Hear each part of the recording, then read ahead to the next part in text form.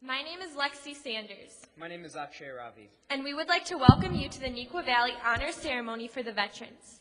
Thank you to the board members, administration, special guests, and the students. At this time, would you please stand for the posting of the colors and remain standing for the Pledge of Allegiance?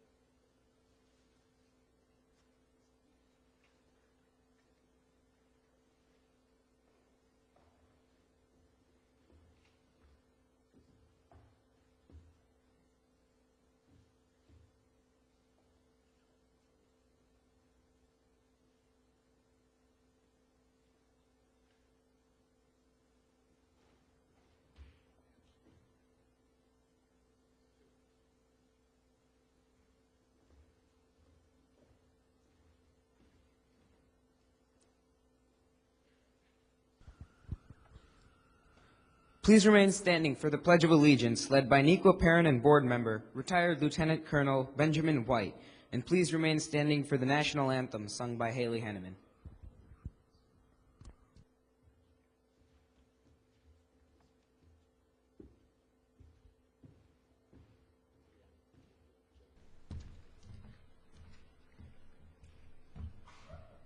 I pledge allegiance to the flag of the United States of America and to the republic for which it stands, one nation, under God, indivisible, with liberty and justice for all.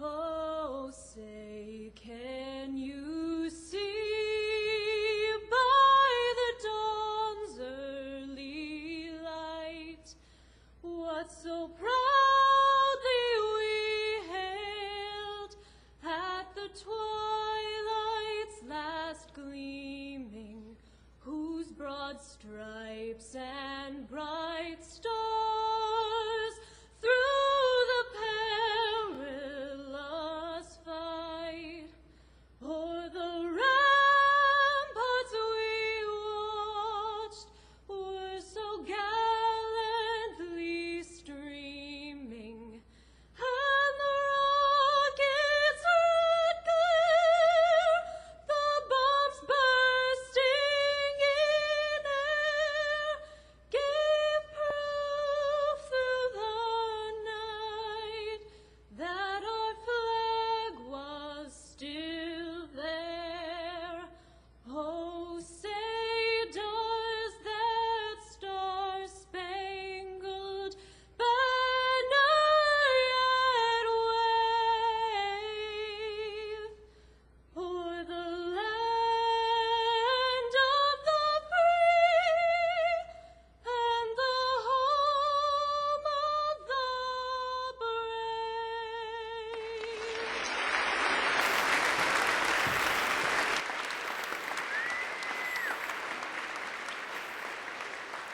You may sit now. Our theme this year is honoring the past, participating in the present. You will hear World War II stories from a past veteran, teachers who have chosen to honor veterans in many ways.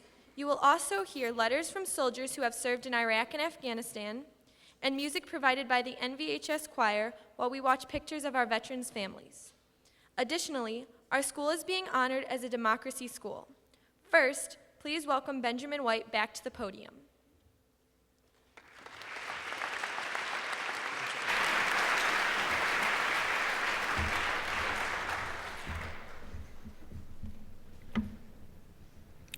Dr. McBride, Dr. Fuhrer, Ms. Rusovich, Dr. Kolkman, Mr. Perry, teachers, students, my fellow veterans, families, and friends of Neuqua. It's always great to be at Neuqua and spend time with the future leadership of our community and our nation. And what an honor and a privilege for me to be here to introduce to you our guest speaker, World War II veteran, Mr. George Hess. George is part You go ahead and give him a hand, that's fine.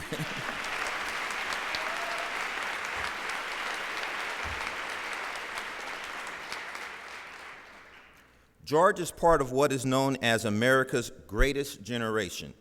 The greatest generation, as defined by veteran news broadcaster Tom Brokaw, grew up in the United States during the deprivation of the Great Depression and then went on to fight in World War II. It is believed to be the greatest generation any society has ever produced. These men and women fought not for fame and recognition, but because it was the right thing to do, a lesson that we all can learn from. A few facts about the greatest generation in World War II. 16.1 million men and women served. Over 670,000 of those who served were wounded in combat, and 292,000 service members made the ultimate sacrifice. One of the best ways to gain an appreciation for these heroes is through what we have here in Chicago is Honor Flight Chicago. Honor Flight Chicago recognizes World War II veterans with a day of honor, remembrance, and celebration. On an assigned day, World War II veterans take the first flight out of Midway Airport to Washington, D.C. to visit the World War II Memorial. When they return home, they are greeted by thousands of proud and grateful citizens who gather to celebrate and thank them for their service. I've attended this welcome home celebration several times, and although this event is designed to honor our vets, it is those in attendance that gain the most from this, a great appreciation for those individuals' service. Now, George Hess is one of these time-honored vets. George served in the Army Air Corps, which later became the United States Air Force. His assignment during World War II was in Burma and over in India. He was trained as a glider pilot, playing a significant role in keeping Japan from establishing a foothold in the Pacific. George was taken up in a glider behind an airplane, and then he was cut off from the plane to quietly, believe this or not, crash into the jungle below in order to clear a runway for real planes to come in later on. In some sense, he sailed to the ground and crash landed. He was equipped with a radio, allowing him to signal to the rescue plane once his job was complete. Literally, he built the glider, which is usually damaged every time it crash landed, and then he got in it. And like a scene out of one of the Batman movies, he waited for the plane to fly low with an extended hook that would catch the glider and return him to base. They called this operation the jerk mission. And some pilots were better than others as far as picking these individuals up. George stated he just did what he had to do. It was after he returned home that he actually thought about what he actually did. Now, although George could not be here in person, he graciously allowed a film crew to interview him so that he could share his story with you. Ladies and gentlemen, this is George's story.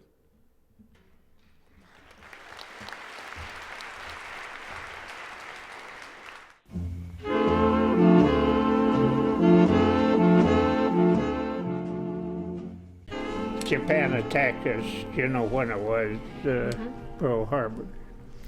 And 3 months later, I was in the Army. Well, there wasn't any, it was the Army Air Force. There wasn't a separate Air Force at that time. I had the opportunity in my hometown to go to school where the government was paying for it, but it was local. And there they taught me how to fly. And then, of course, because they taught me how to fly, and I had a responsibility to fly for the government wherever they wanted me to go. Everybody wanted to fly when I was growing up. That was the big thing, you know, fly. And so that's what I wanted to do, and I had the opportunity, and I took it. We had a 3,000-foot nylon cord between the tow plane and the glider. And he would take us where he wanted us to go. And then we'd cut off and land. And then he would fly around. And then we had a system where we put up some poles and a cord or loop in there. And he would fly over and snatch us out. We called it the snatch. That was a good name. He snatched us out of there and we could go and eat in our own mess hall and sleep in our own bed at night. Say, I tell you, my life in the Army wasn't too bad. Well, you just went and you did your job. You got scared after it was over. You can't fly or think rationally if you're scared to death. But yeah, you're scared, but you can't let that control you. But when you got home, that's when you got scared. What happened? Because at night you sort of review all of that. And that sort of scared you. If you want to know what being scared is, if you went down someplace and you were out among the enemy, you would be scared to death. One thing I remember, we walked off the ship, been on that ship for 30 days, all steel, and we walked out and we had to walk on the wood. I've never forgotten the difference between walking on steel and walking on wood. You picked your feet up pretty high. But it was, I haven't forgotten that. Going from steel to wood. The Andrews sisters were going by,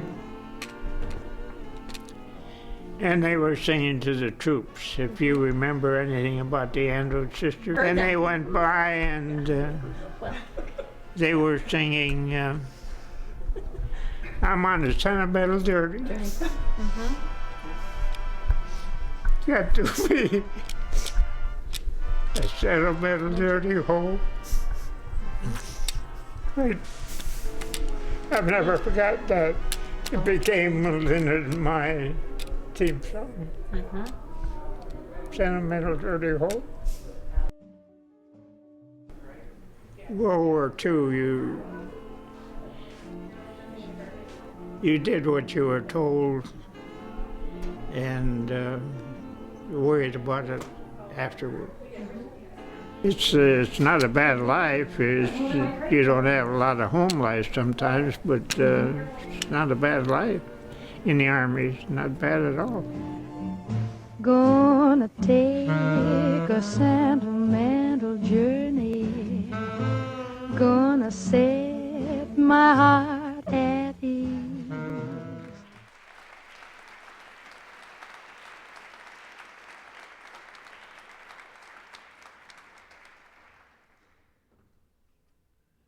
You are now going to hear from two staff members who will share a personal story on supporting veterans.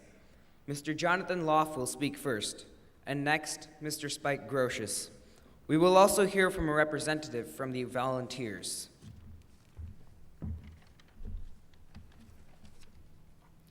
What can I do? What should I do? Last winter, I decided to run another marathon, but I knew I wanted to run for a charity. So I spent a lot of time looking at marathons and looking at charities that team up with marathons. My search ended when I found Salute Incorporated. Salute Inc. is a nonprofit organization that helps military families. Salute was founded by an Arlington Heights family that wanted to give back to the community that generously helped them when the father was deployed after 9/11. What made me select this organization was reading about the various programs they offer and reading the amazing stories about the people they helped. I saw this organization as a group of people that could see that it's the little things that really make a huge difference in helping military families. So I signed up to become a member of Team Salute.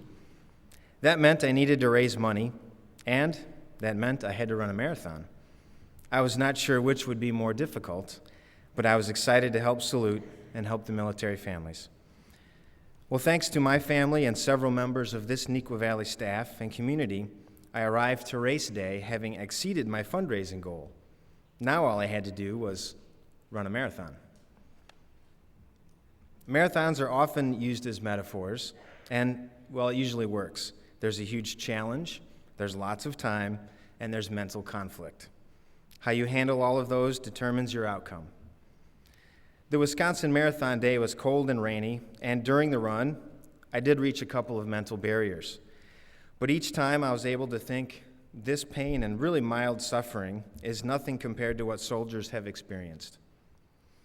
Images of soldiers overseas would pop into my head, images of my family who have served, images of friends, parents, and grandparents popped into my head, and before I knew it, I was breaking through those mental walls.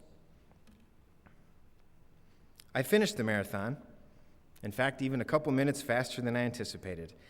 I felt great because of lots of endorphins and exhaustion, but really I felt great because I felt like I just did something that was helpful for a group of people that really deserves all of our help. What can you do? What should you do? Let's all do something.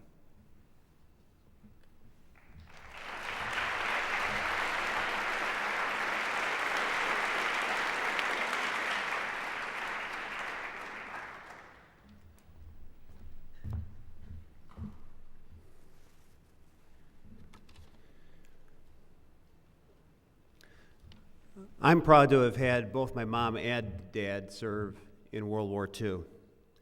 My mom was in the Navy. She was part of what was called the WAVES, which stands for Women Accepted for Volunteer Emergency Services. She stayed in the States and worked in communications and intelligence. My dad was in the Army. He was a sergeant major in the 267th Field Artillery. He served with distinction in the Rhineland and Central Europe campaigns and was awarded a Victory Medal ribbon with 2 bronze battle stars. Both of my parents were very proud to have served for the United States. Both enlisted while they were in college, interrupting their education to fight for the freedom of their country and our allies. They were also very modest people. They never talked about their service to me or my other 6 siblings. The first time that I ever heard my dad talk about war and being over in Germany was when my daughter, who was in 7th grade, she had a project to do. And part of the project was to interview a veteran. So she asked me if she felt that Pa would be able to answer questions for her. And I said, sure, why don't we call him up? My parents lived in Arkansas at the time, and that was back in the days when you didn't have cell phones. And so my daughter was on one phone, and I picked up another line at home to listen in on the conversation. Kitey was asking him all sorts of questions, and my dad was answering all of them.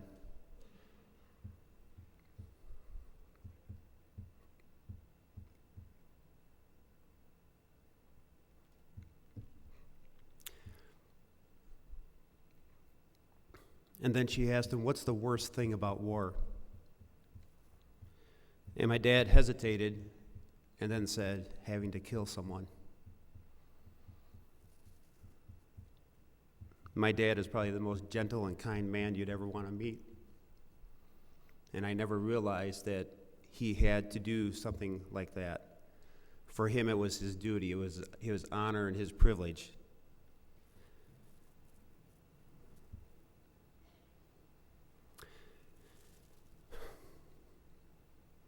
My dad also had the opportunity to teach over in Germany. He was a teacher at Naperville Central for 25 years. He retired, and then my mom and him went over to Germany and taught for another 6 years at a U.S. Air Force base. My dad loved being back over in Germany for a different reason, and one of the things that he liked to do was to actually retrace his steps as a soldier 40 years previous to that time. He would tell me that there were many things that he would see that were still exactly the same as they were 40 years ago. Some of the bridges bombed out and that sort of thing.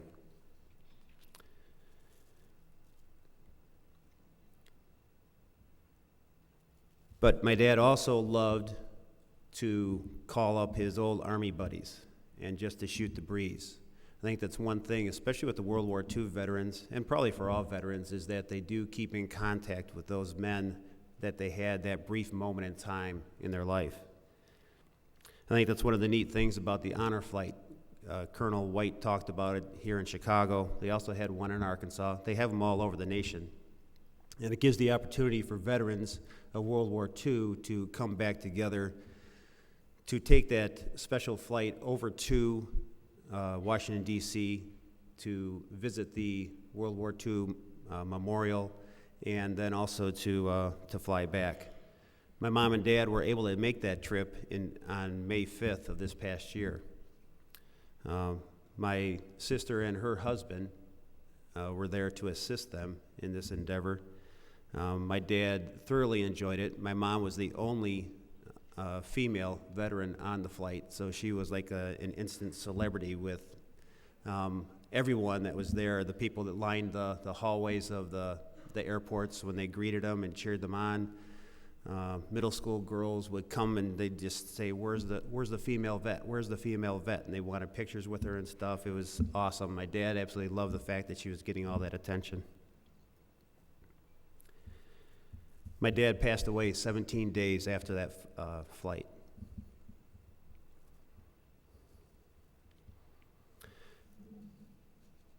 And on the day that he passed away, first of all, I talked to him a couple times after the honor flight, and he told me how much he absolutely loved it and that it's a memory that he would keep forever. The day that he did pass away, I came into school. Don't ask me why, I just did. And I realized it was right towards the end of the school year, and there was going to be the senior awards assembly the next day that I was going to be a part of, but I realized I wasn't going to be there because I was going to be down in Arkansas. And I had some paperwork that had to get in. And so I had a senior student that I had to get some paperwork from, and I walked her during first period to her locker. And it was an eerie feeling. It was during first period, and there were no students in the hallways, okay? There's always students in the hallways of Neuqua. And there was nothing in the hallway as far as litter and that sort of thing. There's always litter in the hallways here at Neuqua. But in the middle of the hall was a dime. Now, I know some of you probably have dime stories where you'll find a dime and it's in remembrance of a lost one, a family member. And I had heard about dime stories in the past and had never really thought much about it until May 22nd, when I found a dime in the middle of Neuqua's hallway. I picked it up, started crying. The girl I was with pulled me over to the lockers and said, "All right, what's going on?" And luckily, she was a snowball kid, so she understood. I cry every once in a while. Subsequently to that, I will find dimes every once in a while, and I know that my dad's there watching over me. This morning, I had to go to my truck to get something, and I opened up my trunk.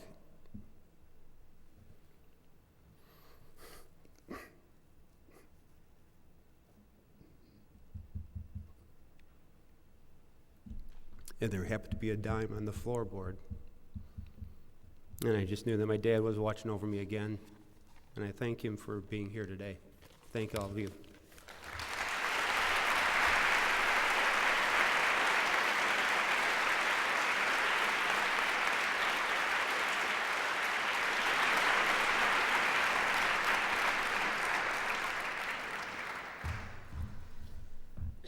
Good afternoon, Neuqua Valley. Let me hear it from you. Good afternoon. My name is Sergeant Major Kirk Kadish. I'm the group leader of the volunteers, the band that you're going to hear a little bit later this afternoon. I am very, very proud, very humbled, very honored to be here representing for this moment, representing the volunteers, representing my dad, who also served in Europe in World War II and is buried at Arlington Cemetery, representing my son, who's just finished serving 4 years in the Air Force. This is an emotional time. It's Veterans Day.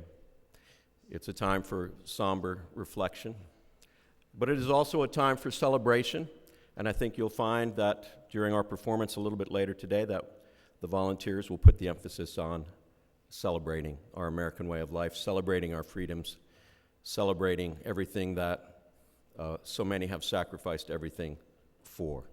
So we're going to have a good time later on. I want to tell you very quickly about the volunteers. We are the Army's official touring show band, or rock and roll band. We're a part of the U.S. Army Field Band, which is the Army's official touring musical organization. We're the musical ambassadors of the Army. We go all over the United States and abroad representing our soldiers, representing the high school students, representing them to civilians all over the place, all over the world. We put the face, for many, many people, are the face of the Army. And it is we're very proud, very honored to be able to do that. The volunteers were started in 1981 and have traveled throughout all 50 states. We've been to Nicaragua, Canada, Mexico, Guantanamo Bay, Cuba, Iraq, Kuwait, very many places. The Army Field Band was started in 1946 and consists of a concert band, a chorus, a jazz band, and the volunteers. I've been in the Army for 22 years. I've served nearly 20 of those years with the volunteers, traveled all over the place, been to hundreds and hundreds of high schools around the country. I can honestly say I have never seen a veterans celebration like I'm looking at today. I'm speechless. I'm so humbled to see this. I think you should give yourselves a round of applause for what you're doing.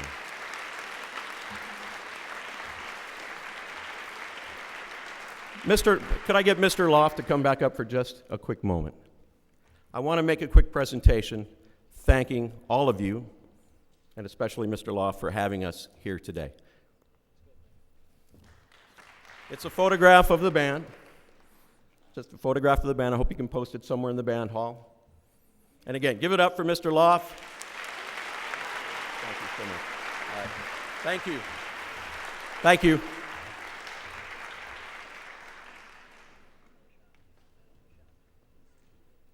Now you will hear some stories read by our students from military veterans from Iraq and Afghanistan. As you listen to these stories, you will hear what serving your country means. It means courage. It means service. It means that when you serve your country, it's from the heart. As you listen to these moving stories, take a moment to think about what it would be like to walk in their shoes. First, you will hear from Akshay Ravi.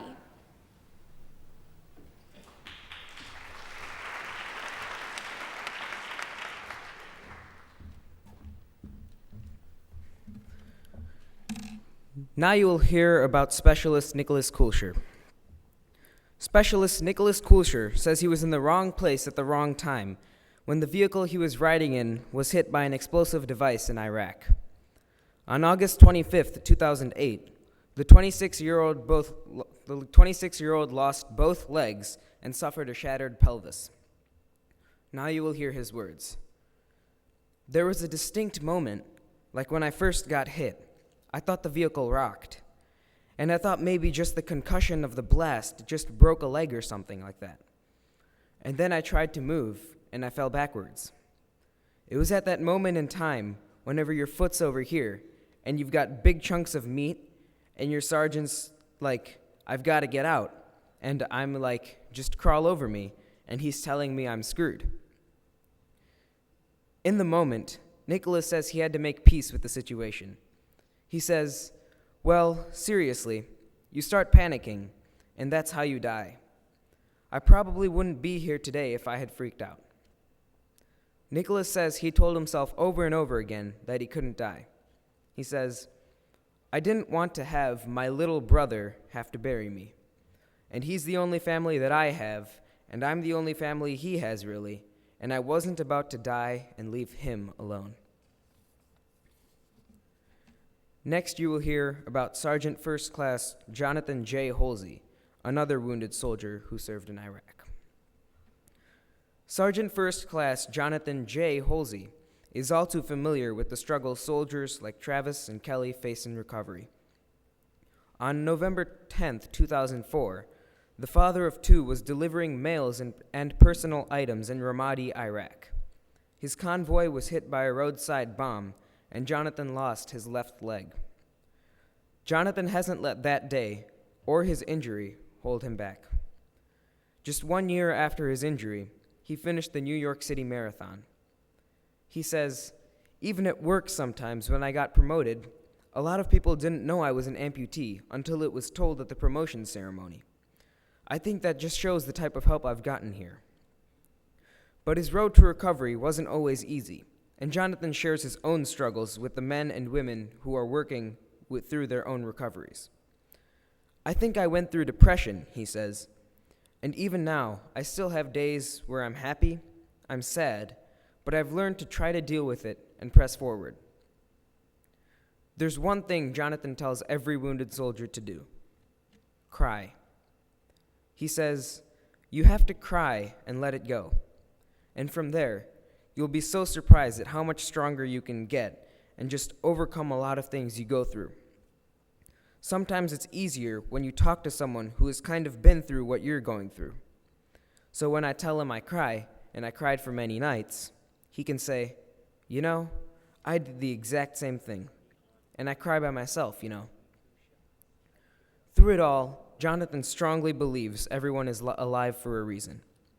He says, "November 10th, 2004, that could have been it. I think we all have a purpose. And so I don't look at that day as a day of hurt or a day of sorrow, you know. I look at it as a day of celebration, because you know what? I'm still here." Thank you.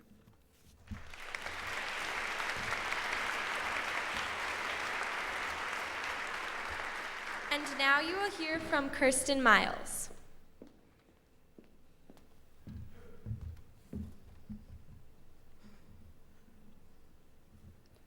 Sergeant First Class Juanita Wilson knows the personal sacrifice of fighting a war all too well. 7 months into our tour, the mother of two became the first American mother to lose a limb in Iraq. Right outside of Baghdad, my convoy was hit by an improvised explosive device, she says. I looked down and realized that I had no left hand there. Juanita didn't realize the limitations of her injury until a month later. Her daughter Kenya had simply asked for a sandwich. For the first time, I had to tell my child that no, Kenya, I can't fix you a sandwich. I don't think I will ever forget that day because it was the most painful day in my life to me. A wife and a mother, Juanita says she focused more on her family's needs than her own after her injury. I think the woman's nature is nurturing. So you come home, you make sure everybody else is happy, everybody else is content, and you don't have anyone to worry about how you really are feeling. Part of that, Juanita says, was putting on a brave face for everyone around her. As soon as I came home, immediately, it was, don't worry about me, and get on with my role as a mother. I didn't want my children worrying about me. And people would ask, "How are you today, Juanita?" And I'd quickly reply, "Oh, I'm wonderful." And that's just how I got through each day. But in reality, Juanita says she is still haunted by her experience. 4 years later, and the explosion feels like just yesterday. I have nightmares. I have flashbacks. My truck is going to blow up. Almost everything seems like it's going to end in disaster. And the anxiety, how I'm just going to lose it. My soul is going to be gone, and I'm going to be obliterated. I'm just going to blow up. After 4 years, Juanita admits her emotional struggles to her family for the first time, and she feels as though her husband will be very shocked. But no matter what, Juanita says, she's trying to see the good in her situation and uses a passage in Scripture to help. It says that all things work together for the good of them that love the Lord. And Juanita says she does feel very fortunate, especially when she hears stories of what other soldiers have experienced. I don't even feel worthy to complain because I feel like I was one of the lucky ones. Despite losing a limb, Juanita has re-enlisted for two very important reasons: her daughters. I want my two girls to know that there is no limit in life. I want them to see me as a strong mother who stood for the things that I knew were right, who worked hard, who's led a life that they can look back on and say, you know what? My mother wanted the best for me. My mother served her country, Juanita says. My daughter at 10 years old tells me, Mommy, I'm going to be an Army doctor, because she feels I received wonderful care. I love the military.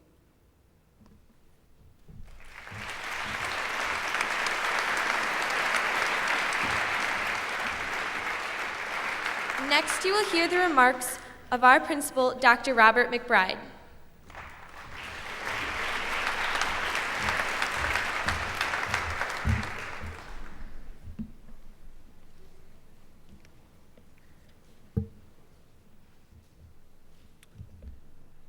With malice toward none, with charity for all, with firmness in the right, as God gives us to see the right. Let us strive to finish the work we are in, to bind up the nation's wounds, to care for him who shall have borne the battle, and for his widow, and for his orphan, to do all which may achieve and cherish a just and lasting peace among ourselves and with all nations. President Abraham Lincoln spoke those words at his second inauguration, and he was elected with a nation at war with itself, and blood had been spilt.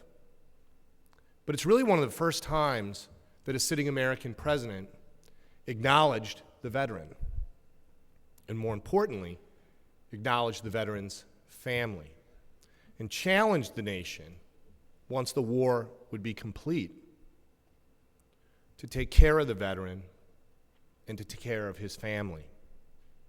And even though those words come from the past, they tell us exactly what we need to know in the present, that we have an obligation to these service members, service member like Mr. White,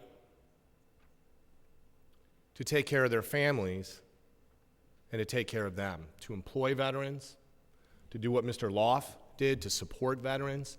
That's not in the past. That's as real and as today as was what Mr. Grotius shared. Also, it tells us, what do we do, as Mr. Loff said? What can we give? How can we serve? Is service only a story in the past? Is it only about wearing a military uniform? My best friend went to Afghanistan. He's a Navy trauma surgeon. He was on this stage 2 years ago. He served in a forward operating base servicing Marines who were wounded in the conflict. And before he left, I shared with him the story of how my great uncle was killed in the Pacific. My uncle had served 2 tours of duty in Vietnam, and how I, in the shadow of that, and my friend going to Afghanistan, really didn't feel that I had a contribution of service to make. When he came back from Afghanistan, he brought a flag that had flown over that forward operating base that had served so many wounded Marines. And he gave it to me, and he asked me to put it in my office, and here's what he told me.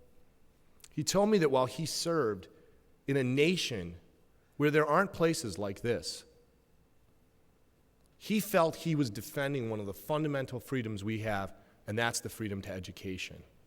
And he understood in a deeper way than he had ever understood before that the freedom to walk halls like this was exactly why he was there, to defend that concept and that idea so that we can be lucky enough to come here every day. And his challenge to me with that flag was for me to be the best principal I could be, because that's service. To challenge our teachers and our students and our administrators to be the best we can be, because in doing so, we're actually paying the cost of freedom. I would challenge everyone here to do just that, to understand that we are engaged in public schooling in one of the fundamental freedoms and probably the last best hope for our nation, and that's education. I would also ask everyone assembled here, not only on the way out, these fine men and women in uniform, veterans who are with us, the veterans who posted the colors, to also acknowledge the real actions of service by people here who could have chose not to give those actions of service. My administrative colleague, Linda Rakestraw. We have board members here, Mrs. Dessart, Mrs. Price, who, although elected, are volunteers with their many hours of service. That is actually service in action. And I have one other example of service in action that I think we have to acknowledge today. Although she said she will never come on the stage, I would like Mrs. Rusevich in a moment to come on the stage and join me. What you might not know is that Mari Rusevich, for a very long time, a family member of the military, a mother whose son went to Iraq, has been the fire behind this ceremony.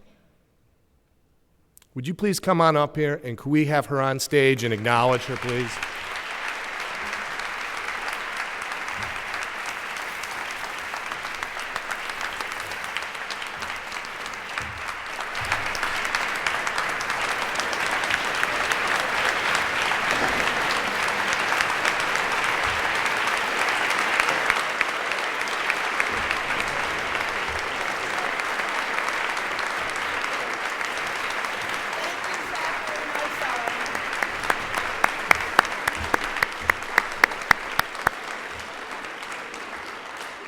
I appreciate you doing that. You probably don't know, Mrs. Rusevich is retiring at the end of the year in her life of public service to our school. So thank you very much. I would like to now introduce two speakers, Katie Knopp, who is a teacher here at Neuqua Valley in Social Studies, Danielle Forchette, who is from the McCormick Foundation.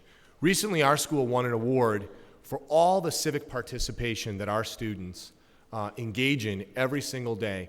We've been honored, and if you guys could come on up on the stage, we've been honored with the designation in Illinois as a democracy school.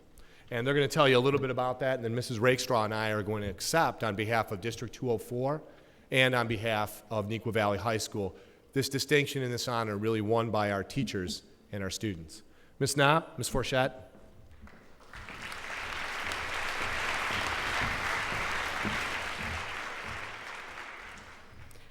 The Democracy School Award reminds us that the role of citizen in our democracy does not begin nor end with the vote. Although most of you are not yet 18, you have demonstrated the role of citizen by participating in a service learning project like Hoops for Heart, by joining your peers in an extracurricular activity, or by engaging in a current events debate in class. The Democracy School Award is a reflection of this school's community, commitment to civics, and each other, and so we thank you, the staff, and the administration for your efforts and help. In the future, our hope is that you are an engaged citizen, whether you vote regularly in elections, volunteer to help your community, or serve our country in the military. Thank you.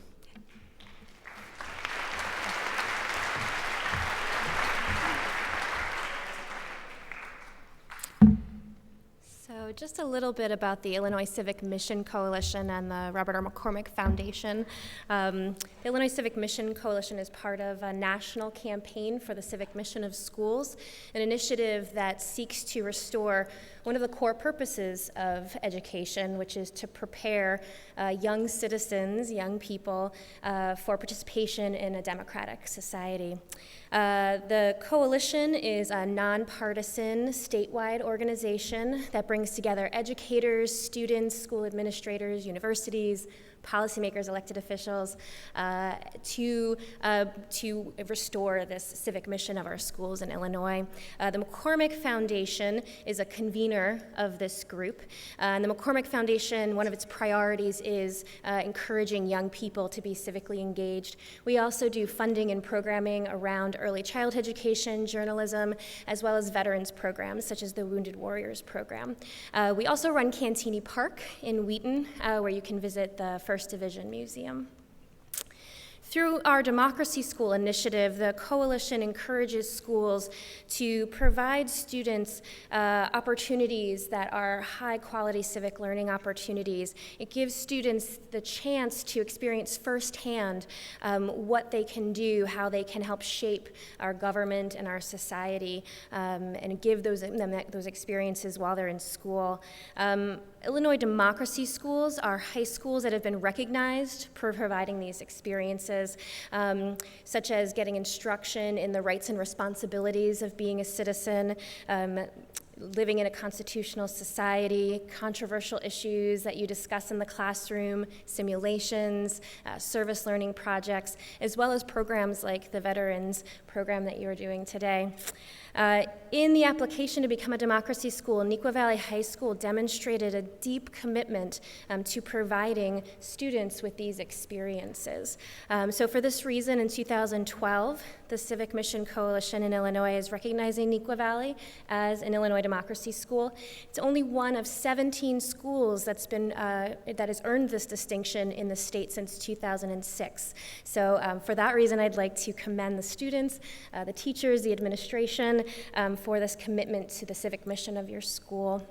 Dr. McBride, Ms. Knapp, Assistant Superintendent Rakestraw, I'd like to present you with this certificate, as well as a banner that you can hang in the school, commemorating your recognition as a 2012 Democracy School.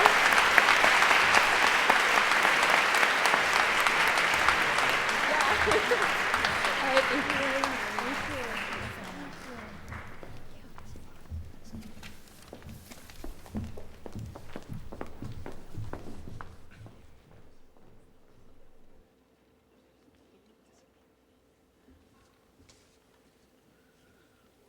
We would now like to introduce our Neuqua Valley Bass Choir, who will be singing two songs, Find the Cost of Freedom and Tenting on the Old Campground.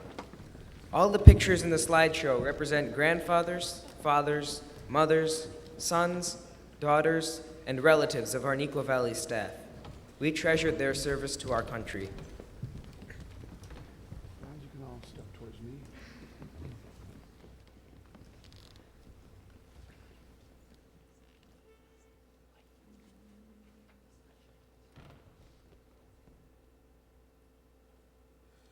We're tenting tonight on the old campground. Give us a song to cheer our weary hearts, a song of home and friends we love so dear.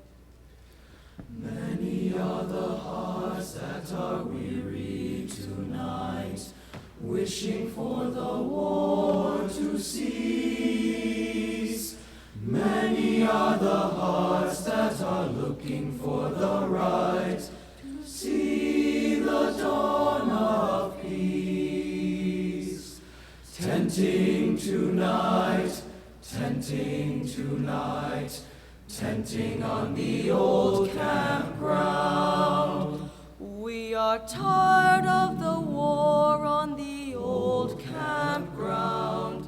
Many are dead or gone. Of the brave and true who've left their homes, others been wounded long. Many are the hearts that are weary tonight, wishing for the war to cease. Many are the hearts that are looking for the right to see the dawn of peace. Many are the hearts that are weary tonight, wishing for the war to cease. And Many are the hearts that are looking for the right to see the dawn of peace. Many are the hearts that are looking for the right to see the dawn of peace.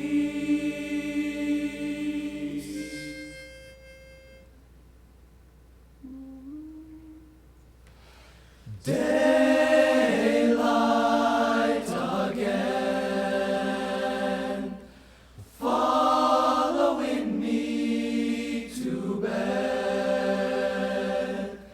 I think about 100 years ago, how my fathers bled. I think I see a valley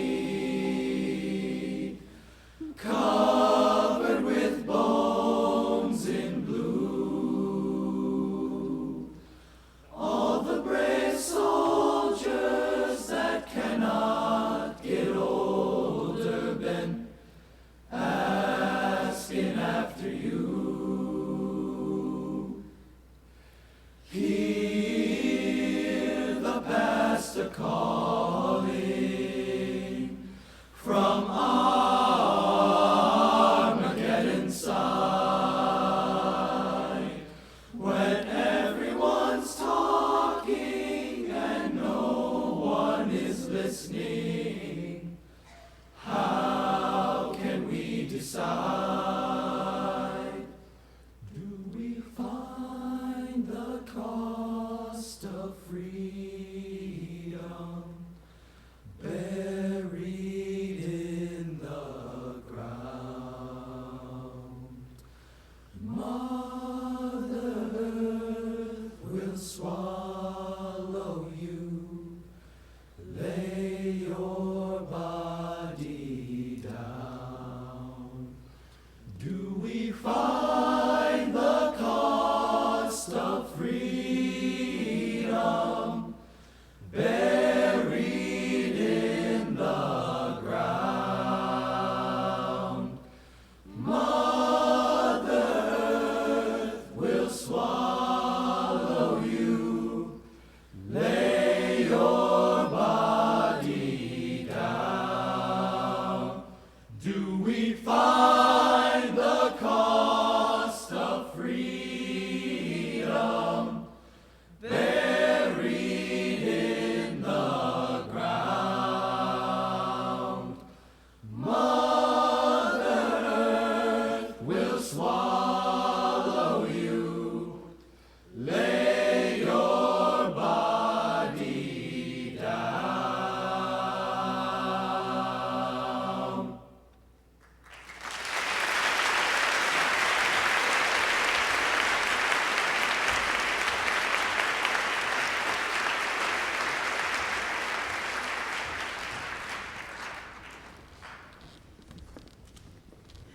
Thank you so much for joining us in our honor ceremony. Remember what you have heard today and carry it in your heart. When you see a veteran, take time to thank him or her for serving our country. Would you all please rise as we retreat the colors?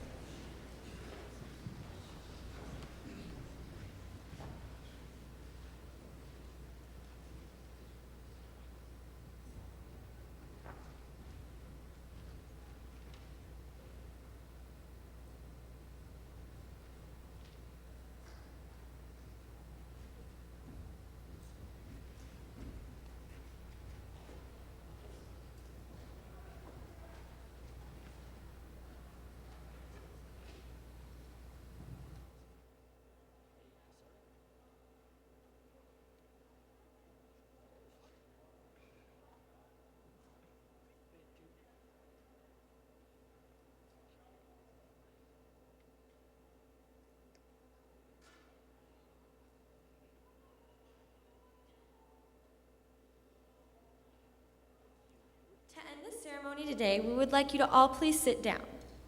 We have the honor of having the volunteers with us today. Sit back and enjoy the musical tribute.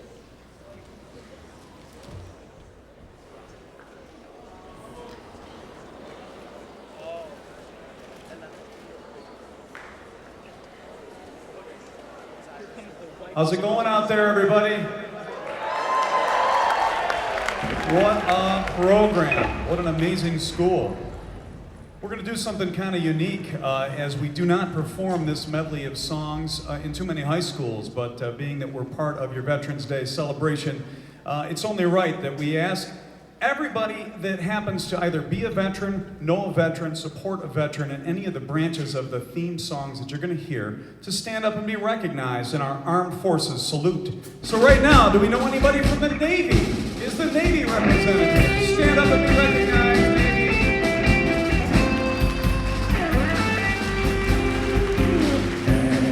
Anchors away, my boy, anchors away. Farewell to college toys, we sail at break of day, through our last night on shore, drink to the bone, until we meet once more. Here's wishing you a happy voyage home. Is the Air Force represented here?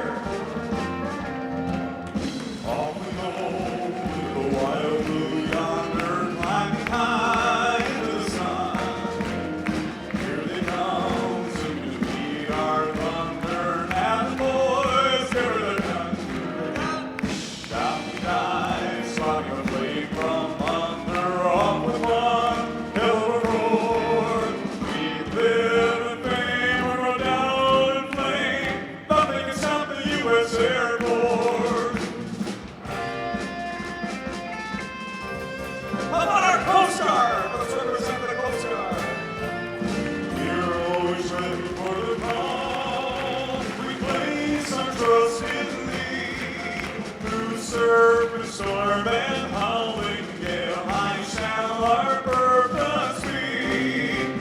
Semper Paratus is our guide, our fame, our glory to fight, to save or fight and die. Coast Guard, we are for you. How about the Almighty Marines?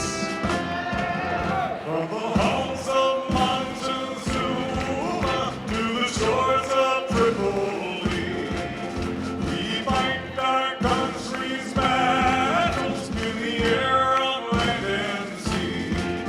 First to fight for right and freedom, and to keep our honor clean.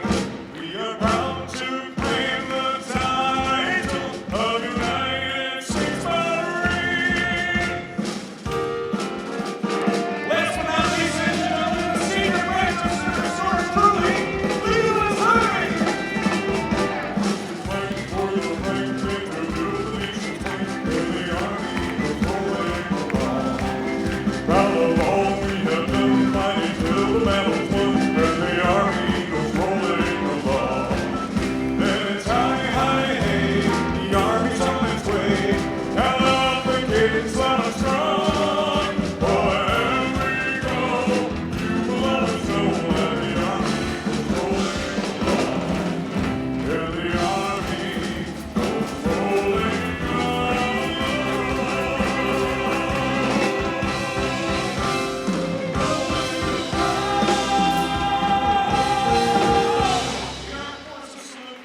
Thank you for your service and your support.